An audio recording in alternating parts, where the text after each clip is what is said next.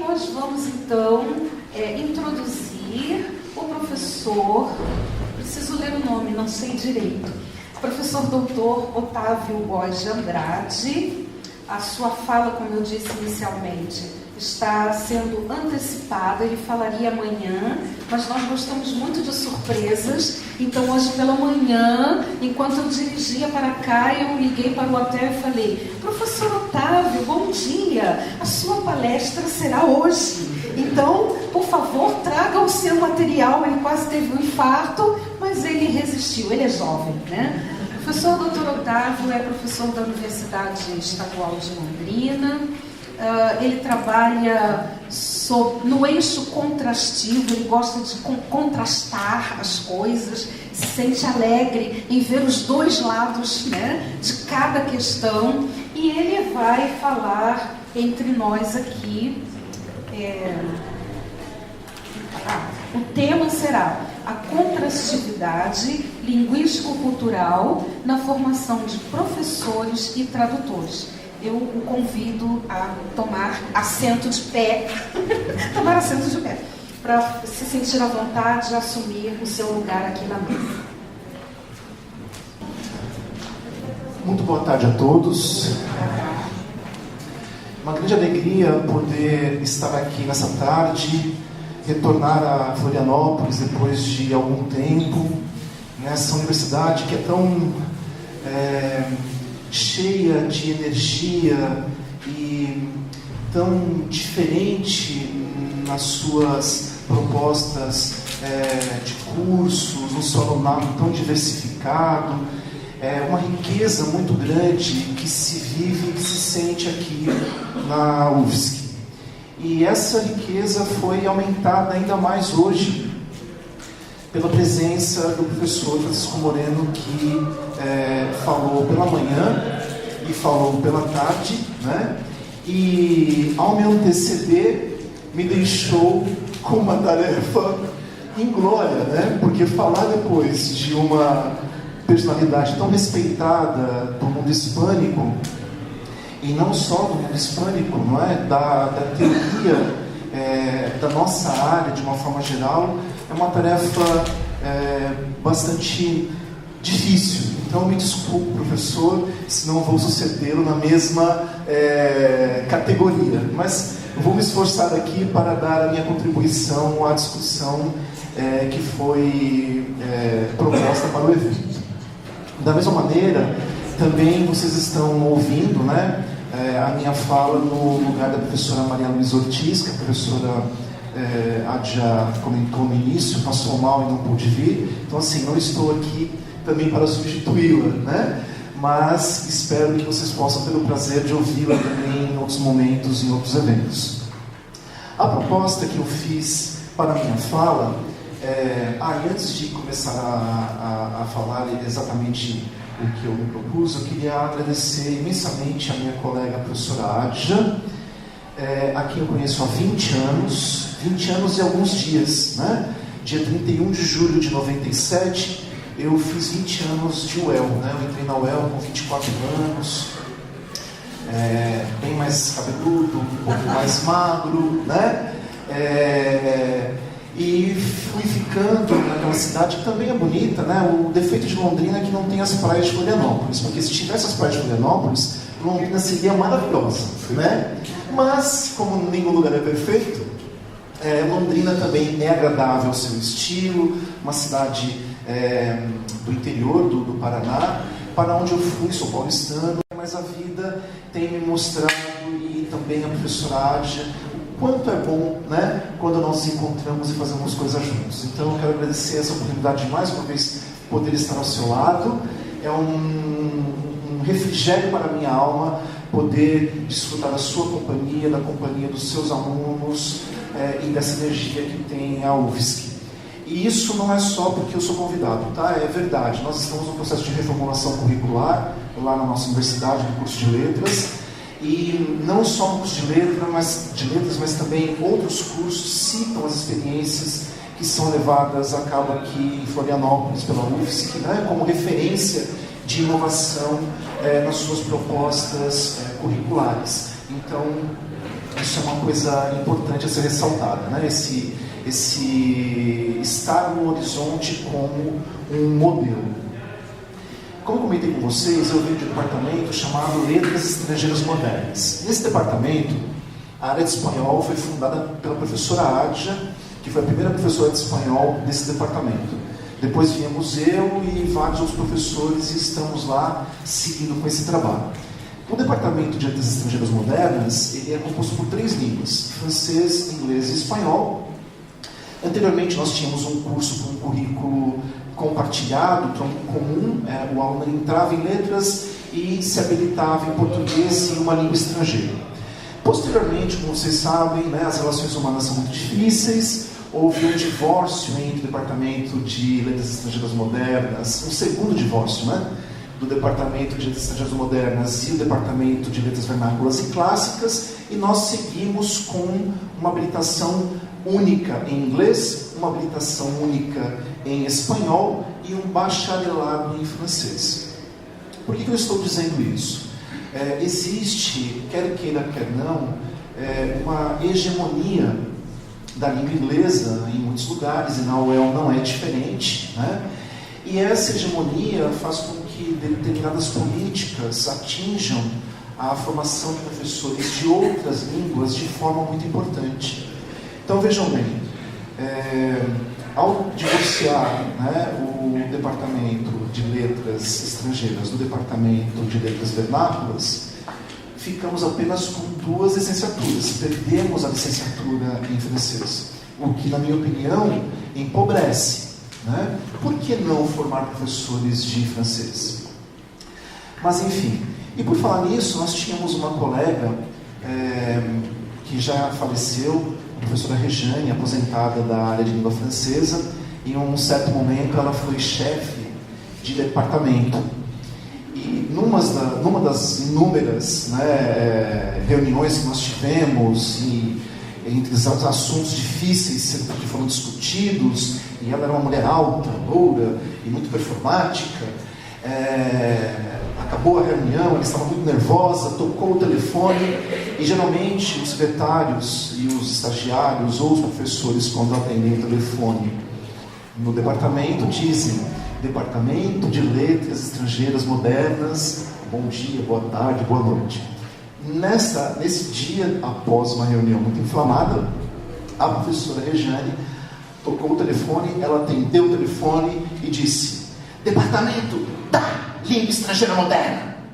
Ela falando, né, da língua inglesa, que era um problema de escolhas ali, que nós tínhamos entre as áreas de contratação e tudo mais, e a língua inglesa havia ganhado aí a briga, né? E ela ficou muito nervosa com isso. Mas por que eu estou dizendo essas histórias tão particulares da minha vida, né? Eu venho de uma formação, né, dentro da área da linguística, feita na área linguística contrastiva. O professor Adja foi meu orientador no mestrado e no doutorado. Isso teve um impacto importante na medida em que nós pensamos, e alguns colegas meus também da área de espanhol, que na verdade o importante neste mundo é a diversidade.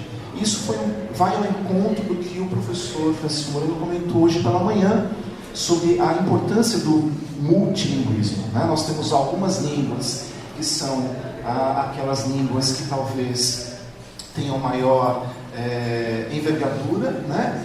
Mas esse fato não tira a importância das demais línguas existirem, né? E de terem o seu locus aí de atuação. Então, nesse sentido, eu tenho uma postura favorável ao multilinguismo, né? Não necessariamente, quando se fala de políticas linguísticas, né, priorizar uma ou outra língua, mas todas as línguas dentro das suas peculiaridades. E isso já foi dito por esses 2 autores em 98, né, que na verdade a norma atual é muito mais o multilinguismo do que outra coisa, né? E o que acontece? No Brasil, a gente, como nos Estados Unidos e em alguns outros lugares, nós temos a impressão de que o que impera é o monolinguismo. Então vejam bem que curioso, né? No nosso país, a língua oficial, segundo a nossa Constituição, a língua oficial é a língua portuguesa. Então, no artigo 13 da nossa Constituição, promulgada em 88, o caput diz que a língua portuguesa é o idioma oficial da nossa República. E fala dos símbolos da República e, posteriormente, dos estados, do distrito e dos municípios que terão símbolos próprios. E acaba aí a questão da discussão da diversidade linguística no nosso país. Isso é muito importante, porque nós temos a impressão, então, que no Brasil se fala apenas uma língua, que é a nossa língua oficial, que é o português brasileiro.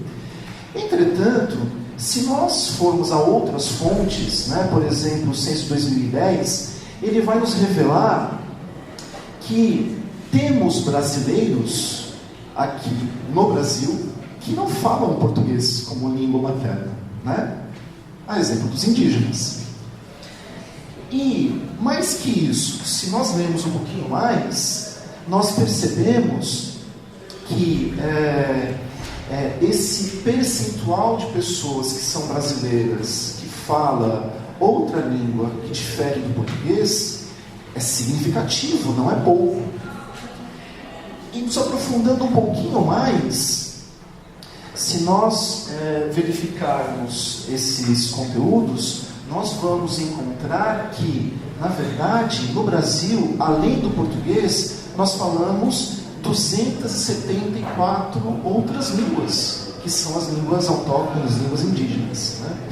Se não são os linguistas a se interessarem por isso, se não são os lexicólogos, lexicógrafos a tentarem guardar a memória dessas línguas que existem no Brasil e que também são línguas brasileiras, nós vamos perder todo esse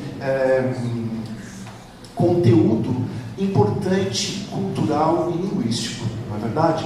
Obviamente, esse número de 274 línguas, ele pode variar para menos ou para mais, se formos considerar que muitas delas podem ser variações de uma mesma língua.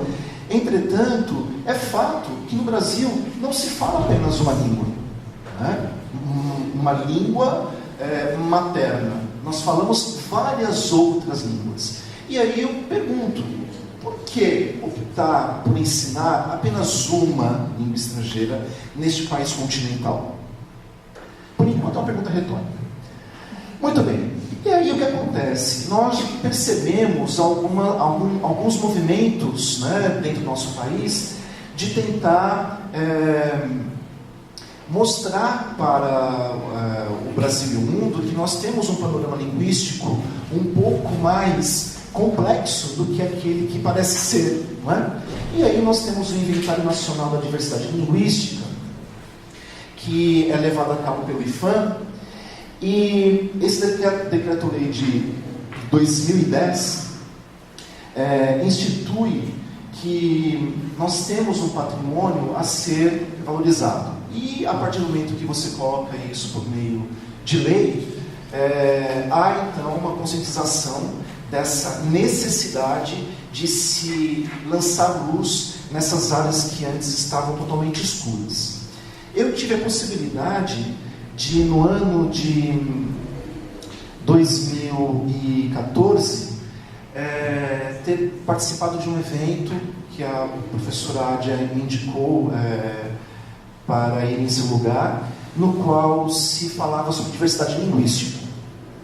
E nesse evento, nós tivemos a certificação de algumas línguas, e só para vocês terem ideia da diversidade que nós temos no Brasil, nós temos, por exemplo, a língua Assuriri, que pertence ao tongo Tupi, e lá da região da nossa colega Márcia do Pará, a língua Guarani e Mibia, que também é do tronco linguístico Tupi, e essas outras línguas que também são faladas no Mato Grosso. Além disso, nós temos a língua Talian, que é uma língua de imigração, que foi reconhecida como uma outra língua também falada no Brasil.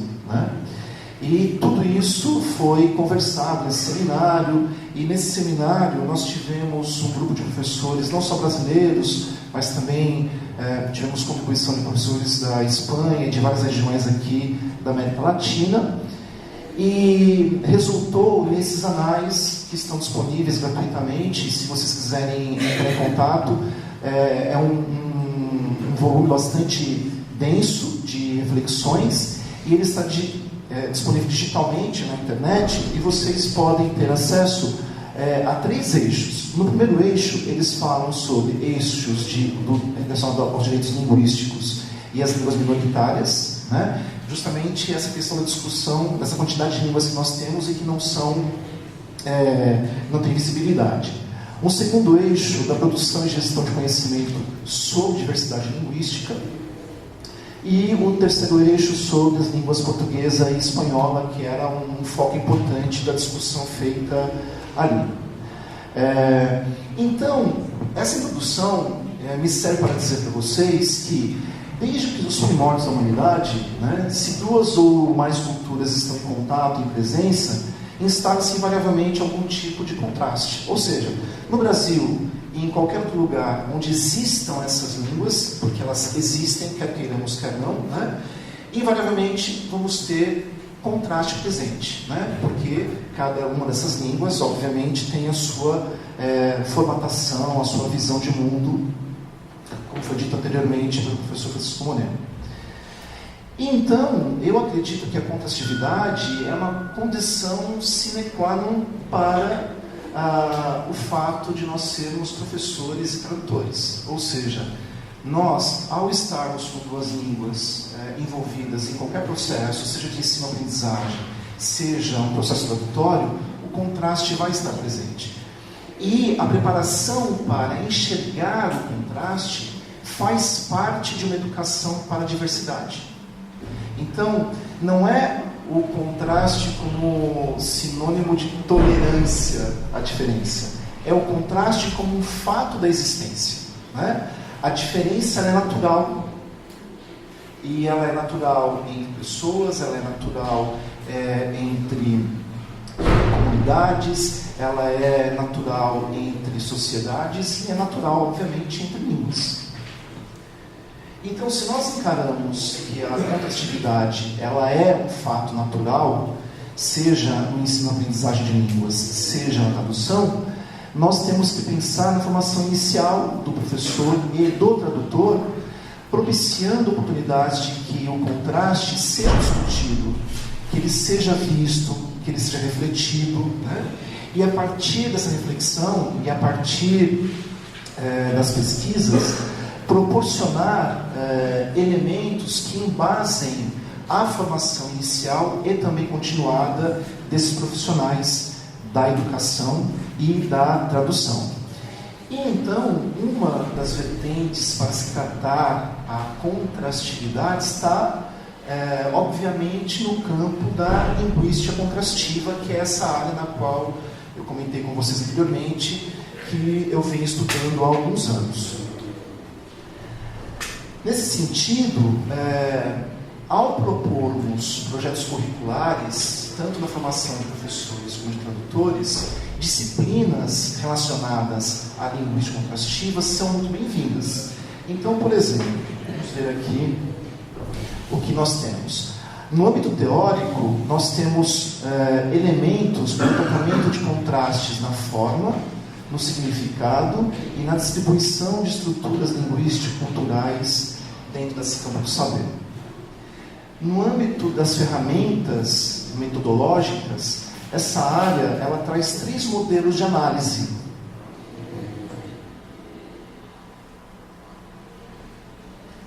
Um modelo de análise contrastiva, mais tradicional, o modelo de análise de erros, já de cunho mentalista, e as análises de interlíngua.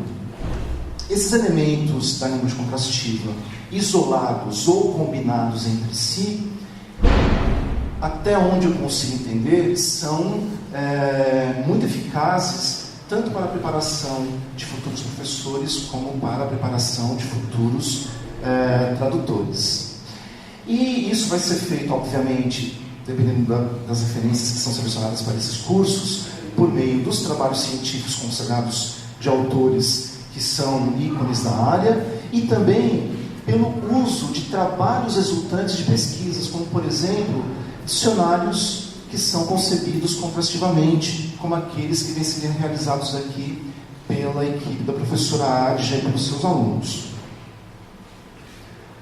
E aí, a proposta de uma pergunta norteadora, né? Como gerar subsídios para o desenvolvimento de ações de salvaguarda da diversidade linguística a partir do meu campo de atuação, né? Que é a formação de professores de espanhol como língua estrangeira. Uma possível resposta, então, foi como eu disse anteriormente, propondo um desenvolvimento teórico-prático da formação inicial e continuada desse professor e desse tradutor com o foco no contraste. Mas vejam bem, esse foco no contraste não apenas dentro de uma perspectiva da tolerância da diferença, né? Mas como proposta de trabalho.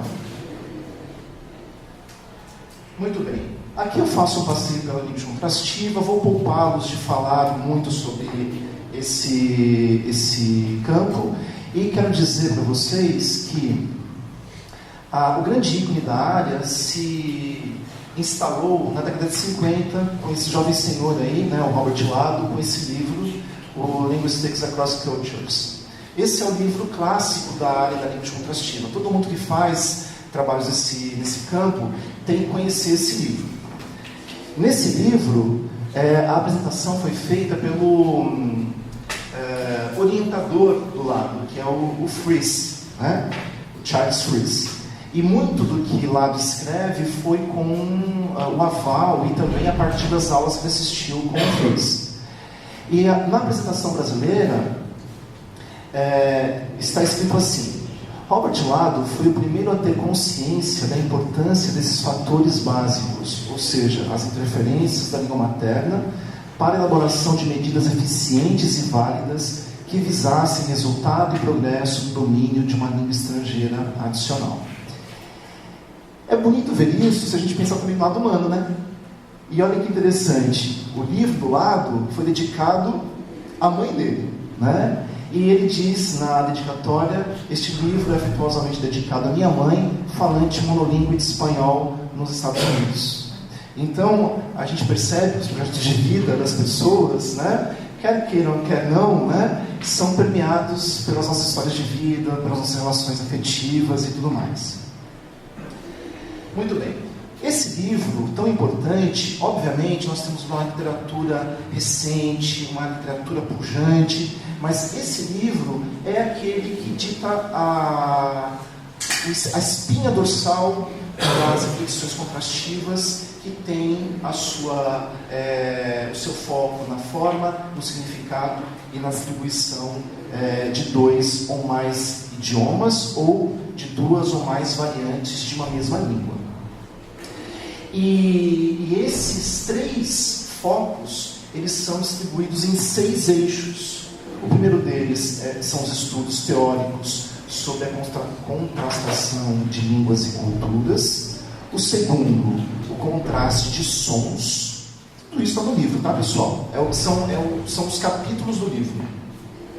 O 3, o contraste de estruturas gramaticais. O 4, o de vocabulário. E é nesse âmbito que a gente tem uma quantidade muito importante no Brasil de trabalhos realizados. Nós temos bastante trabalhos, tanto de graduação como de pós-graduação, artigos científicos, de congressos, vinculados ao estudo do contraste no vocabulário.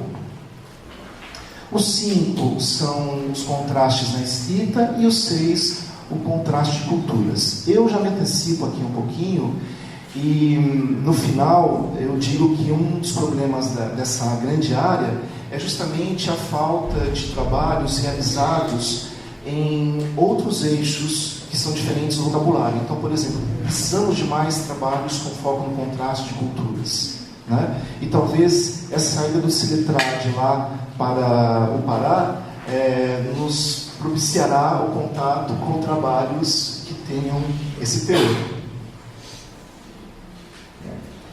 Bom, Todo mundo que estuda linguística contrastiva vai ouvir falar sobre Skinner, né, quando surgiu o modelo de análise contrastiva, que é esse senhor aí, né?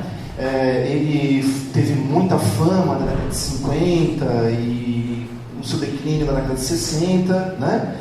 E ele acreditava que a língua era um comportamento como qualquer outro comportamento que nós temos, né? E esse comportamento ele era repetido por meio do estímulo, da resposta, da recompensa. E aí o que acontece? Vem outras pessoas, como é normal no mundo de hoje, né? E começam a dizer outras coisas, pensar outras coisas, querer outras coisas, e aparece esse senhor que eu admiro, eu tenho uma vontade de conhecê-lo pessoalmente, queria muito ir a alguma palestra sua, mas ainda não consegui, né? Espero que ele viva muito mais tempo, ele está com quase 90 anos, né? Mas ele segue escrevendo. Recentemente ele escreveu um livro chamado Quem Manda no Mundo, eu estou lendo, é muito legal ler Chomsky, e ele fala que língua não é um comportamento, né? Nós nascemos com a predisposição para a linguagem, e essa predisposição para a linguagem é o que nos torna diferentes, e nós vamos desenvolver a linguagem independentemente do contexto ser rico linguisticamente ou ser pobre linguisticamente, porque nós temos isso de maneira inata. E se vocês tiverem a oportunidade de ler as resenhas que Chomsky faz dos livros de Skinner, os textos de Chomsky na década de 50, 60, vão perceber a mudança, né, a revolução cognitiva que ele propõe nas palavras de alguns teóricos naquela época, e como isso influencia a criação de outras áreas, como por exemplo a psicolinguística, né? Sabemos que Chomsky não está preocupado com línguas estrangeiras, né? Mas as contribuições que ele trouxe para a área da linguística são inegáveis, e para nós que seguimos posteriormente aos seus estudos, também nos nutrimos das suas ideias mentalistas para as nossas atividades. Tanto é que hoje em dia, em que pese a existência de bons livros ou metodologias de cunho comportamentalista, e isso tem a sua virtude, obviamente, né?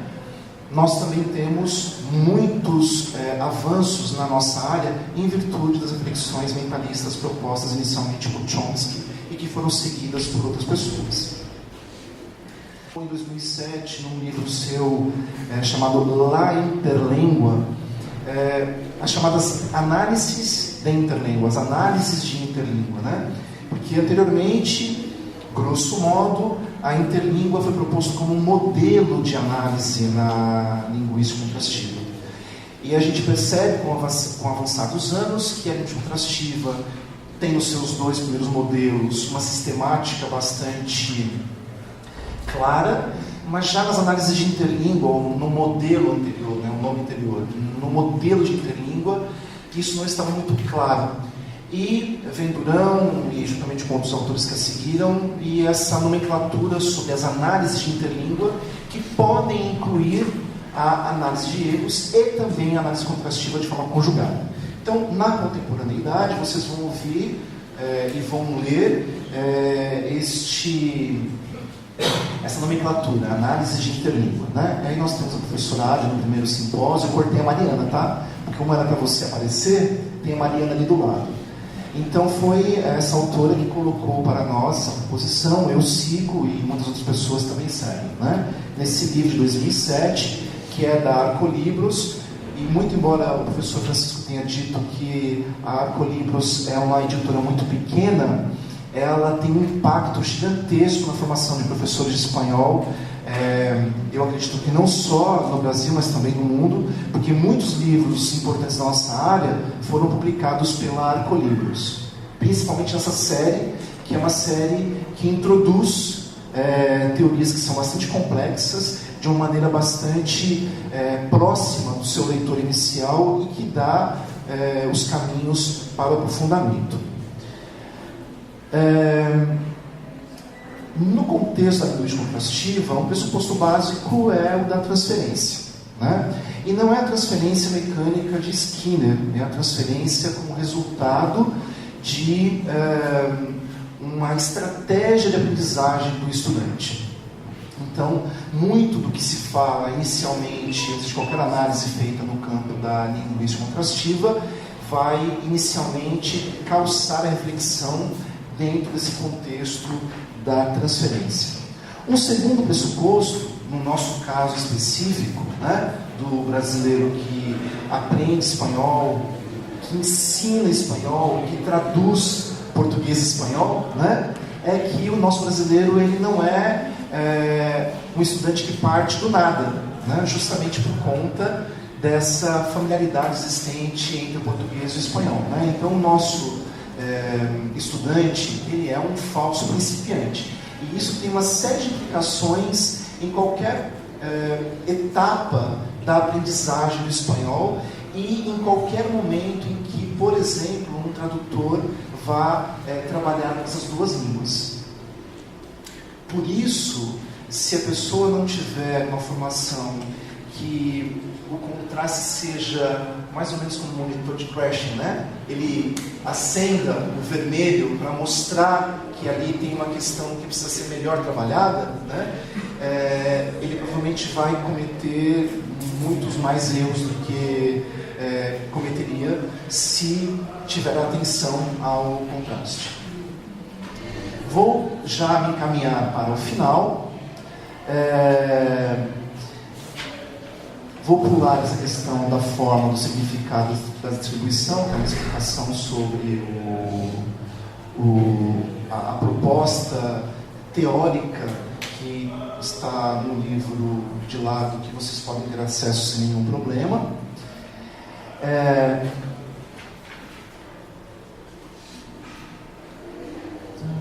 Só um minutinho, vamos já para o finalzinho. Então, assim, como eu falei para vocês, a maior parte de trabalhos existentes na área da língua contrastiva são na área do vocabulário. Isso é flagrante. Apesar disso, nós temos uma quantidade de trabalhos importantes e me desculpem, não estou simplesmente fazendo elogios vazios, né? As coisas que eu trago e os exemplos que eu trago aqui são do meu dia a dia, né? São materiais que eu uso. Então, ainda que eles tenham sido produzidos por uma colega minha, né? Esse material ele foi usado por mim na formação de professor de espanhol na UEL durante muitos anos, né? Justamente porque ele tinha uma formatação que vinha ao encontro daquilo que me parecia ser importante ao ensinar espanhol para brasileiros e, no nosso caso, futuros professores. Então, toda essa coleção da série espanhol é divertidíssima. Quem não conhece, conheça a novelinha, a história do Pedro. A Núria, né? A Núria era como era o nome a Carmen, né? A Carmen.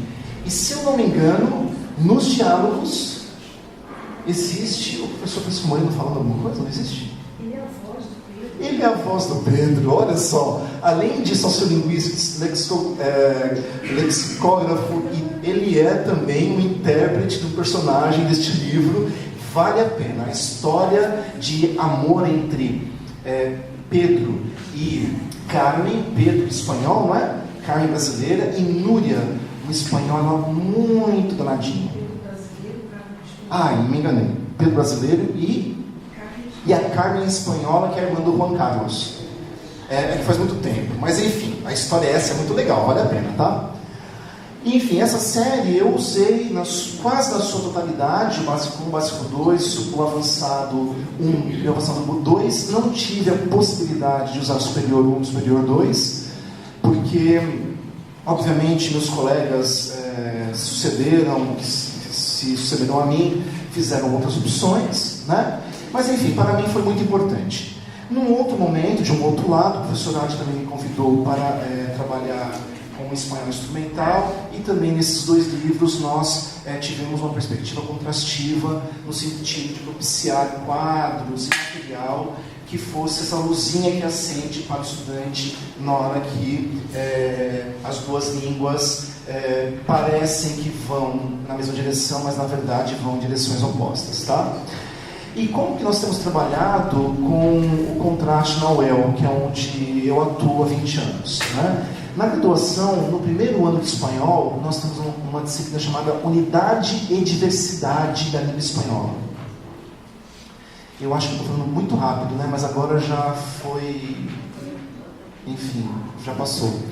Então, essa disciplina é uma disciplina muito interessante, na qual a gente tenta mostrar que dentro dessa grande massa de falantes do espanhol, não é uma única língua, mas, entretanto, tem uma unidade importante e uma unidade que é muito coerente e, por meio dela, também é possível que se façam estudos contrastivos, como eu comentei com vocês, podemos estudar contrastivamente variantes de uma mesma língua. Já no quarto ano, nós temos a disciplina que eu dou, que é a Linguística Contrastiva, e ela vai, no final do curso, amarrar muitas das reflexões feitas e muitos dos contrastes vistos. Né? É um grande prazer dessa disciplina, eu gosto muito, né? E nesse contexto a gente trabalha com o livro do lado, nós trabalhamos com todos os 6 eixos. Os alunos, eles, depois da parte teórica, fazem seminários de análise de erros sobre a interlíngua de brasileiros. É muito interessante o resultado da disciplina. Eu tenho um programa de formação complementar chamado Observatório de Interlíngua. E nesse programa a gente tenta verificar a produção de referências na área da linguística contrastiva com foco na interlíngua de brasileiros. E na pós-graduação Lato Sensu, nós temos uma disciplina chamada Lexicografia Bilíngue Contrastiva, nesse curso de especialização em espanhol. Na pós-graduação Stricto Sensu, mestrado, doutorado, eu ofereço 2 disciplinas, uma chamada Linguística Contrastiva e Formação do Professor de Línguas Estrangeiras Adicionais, e uma outra apenas de Interlíngua de Aprendizes de Línguas. É uma disciplina bastante, para mim, estimulante, porque nós temos professores em formação continuada de vários idiomas que fazem essa disciplina. E, para concluir, para vocês verem que o que eu falo é o que eu faço, né? Eu gostaria de deixar algumas considerações. Então, vejam bem, algumas coincidências estruturais, geográficas, culturais, sociais e históricas que unem português e espanhol não podem servir de argumentos para afirmar que esses idiomas são fáceis. Muito pelo contrário, para mim, justamente por conta de tantas coincidências, aqui está a dificuldade, porque saber o que é de um e de outro é uma tarefa bastante complexa. A já vasta literatura da área demonstra que são justamente as coincidências que geram problemas, uma vez que aquilo que é parecido não necessariamente é igual. Então, o cuidado aí, né, e a luzinha vermelha do contraste tem que ser acesa em alguns momentos.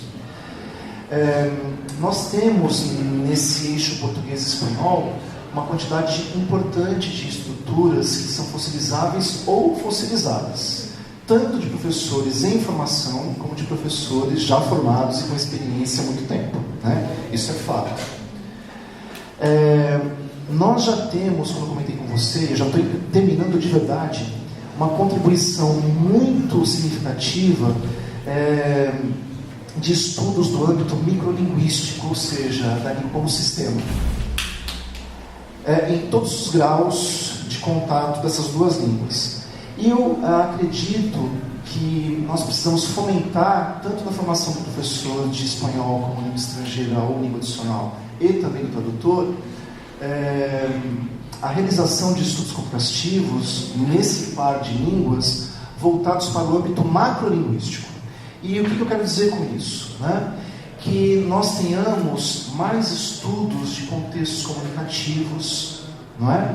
E eu explicito na próxima lâmina, por exemplo, enunciados elaborados por homens e por mulheres, né? Isso é muito importante a gente saber, principalmente quando você vai preparar as suas aulas e vai ministrar conteúdos em que, por exemplo, nós temos aí diálogos que os alunos vão escutar, né? Existem diferenças que que são de origem dessa diferença que tem entre homens e mulheres, o léxico adequado relativo às atividades da vida cotidiana, né? Comportamentos sociais, gestos, tabus, né? Muitas vezes nós deixamos de falar de coisas que são muito importantes justamente porque nós temos vergonha, né? E por termos vergonha, não vamos atrás de preparação para falar sobre elas quando surgem, né? E o que acontece na maior parte das vezes é que a gente elimina esses conteúdos da sala de aula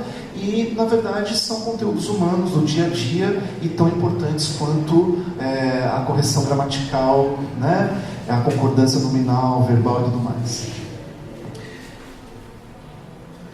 E nós temos alguns exemplos de materiais que contêm alguns estudos assim. Esse livro de 2009, que vocês têm aqui, foi feito com profissionais daqui e também da UEL. Aqui já por mais profissionais daqui da UFSC, né? E aqui vocês também têm tido a possibilidade de tratar de temáticas que são relacionadas à teoria e prática da tradução. Então eu imagino que vocês estão navegando aí numa onda muito importante e com certeza vai ser saudável para vocês e para nós que vamos ter acesso a esses conteúdos.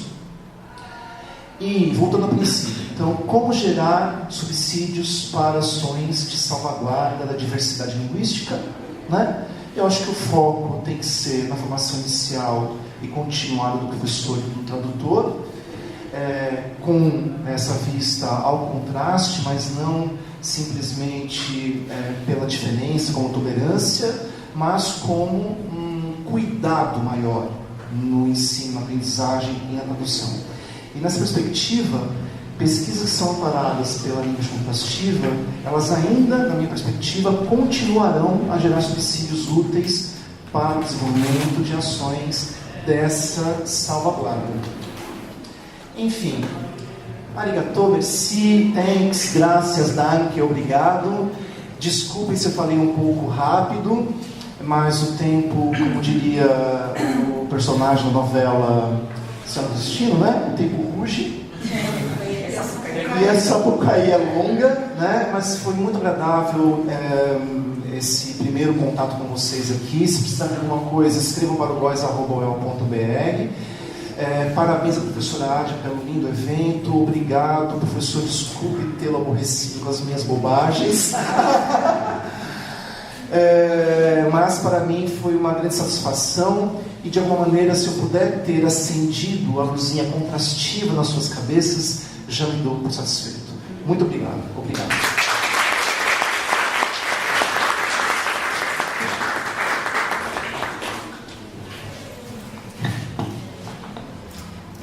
Queridos, são 16 horas, uma precisão cirúrgica, né?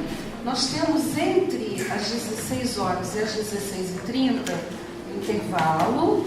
Na sequência, nós teremos palestras temáticas. O que significa isso?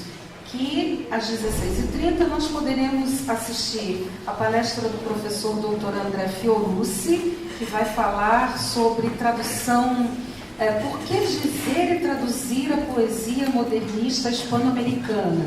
Ele falará aqui no auditório. Nós podemos optar pela fala da professora doutora Maria Elizabeth Celuzzi Rizzati. Ela vai falar sobre o encontro da outra palavra e da palavra outra, traduzindo inquietudes ou quietudes. Ou podemos, ela falará na sala CIS. Uma terceira opção, que será a fala apresentada na sala Machado de Assis, é a palestra do professor Dr. Sérgio Romanelli, que será feita em conjunto com a professora doutora Noêmia Guimarães Soares. E eles falarão sobre a tradução como ferramenta para rediscutir a prática do ensino e aprendizagem de línguas estrangeiras. Às 17h30, vocês poderão escolher entre participar de um fórum de discussão de dissertações e teses em andamento ou participar de uma das 3 salas de comunicação.